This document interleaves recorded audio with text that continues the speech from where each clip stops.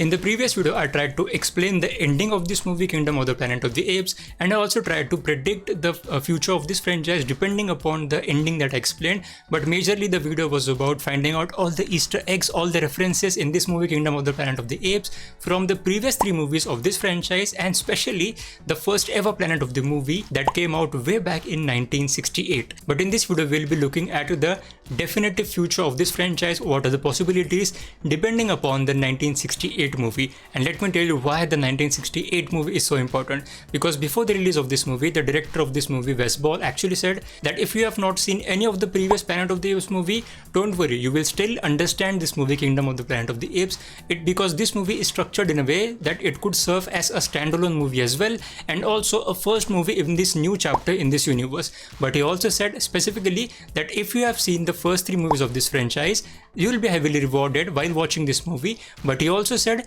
that in addition to those 3 movies, if you also see the 1968 version of this movie, then your rewards after watching this movie, Kingdom, will be even more. And in this video, I'll be telling you specifically how the 1968 movie is so important, not for this movie, but for the future of this Kingdom of the Planet of the Apes entire franchise. First, let me tell you what is important for us to understand from the 1968 version of this movie. Doesn't matter if you have seen the movie or if you haven't seen the movie, don't worry, you will still understand what I am trying to say here.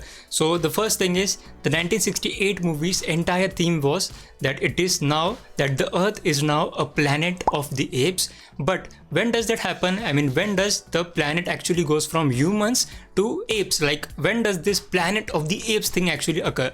That occurs from thousands of years from 1970, because in the 1968 movie, there are some astronauts who actually go to space and they travel at the speed of light, to basically travel or come back again into a very different era or a very different time. So what happens is, accidentally they actually go back to Earth, but after thousands of years, and they don't know that at that point in time. So when they land, everything is like foreign for them, everything is unknown to them, and then they slowly figure out that this planet now belongs to the apes. The apes are ruling this planet, and the human existence, the human civilization, everything is now a thing of the past. And there's this whole conspiracy among the apes, like how they are actually trying to squash down the entire existence, the entire proof of existence of the humans. So that is the main essence of this movie. But the main thing about that as well was the arrival of astronauts. I mean, we as an audience learn about the Planet of the Apes through the eyes of the astronauts. So now remember this thing about the astronauts. Now let me talk about the 2011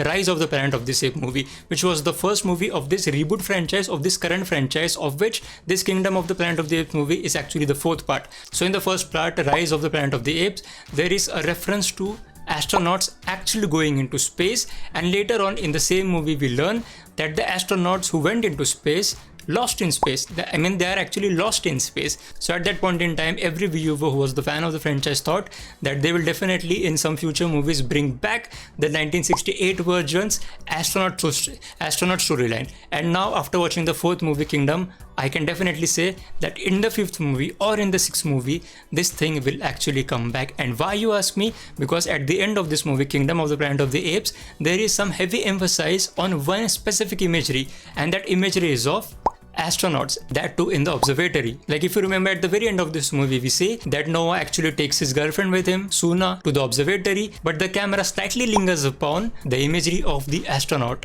And then we see from the telescope that was present in the observatory, Noah actually sees from the telescope and they're actually looking at the sky. So remember this, they're actually looking at the night sky. But on the other end, if you follow the storyline of May, at the end of this movie, May actually completes her mission by taking the hard drive from the vault, from the Proximus's vault. She takes that, she gives it to a human civilization who was actually, hidden, and they were actually protecting themselves for so long, we don't even know for so long. But she gives that drive to them, and that drive actually had satellite codes, and from those satellite codes we can see the whole old satellite structures which have been there for so many years, that is now actually in a working condition. And that's how humans are able to communicate within themselves from way across borders. But now the important thing is, May actually looks at the sky.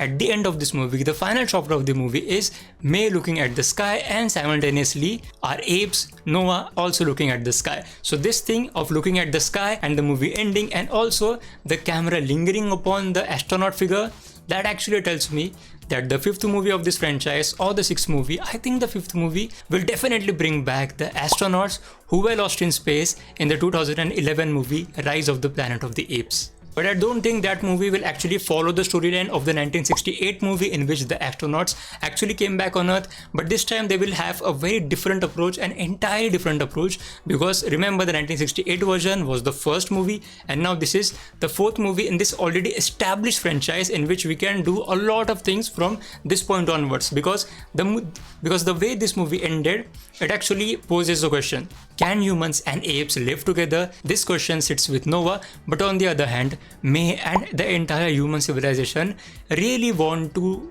create the entire humans united front and take back the planet of the apes and make the planet again, like, humans, like for humans, and keep the apes back in the cage. So basically, I think in the fifth movie, that means the upcoming movie of this Planet of the Apes franchise, we can most likely see the astronauts actually come back on Earth. But I don't think that the entire movie will actually revolve around the fact that the astronauts are back and now they are seeing this entire planet which is ruled by apes, but at the same time there's still a human civilization, or considerable amount of human beings that could unite with each other and fight back again.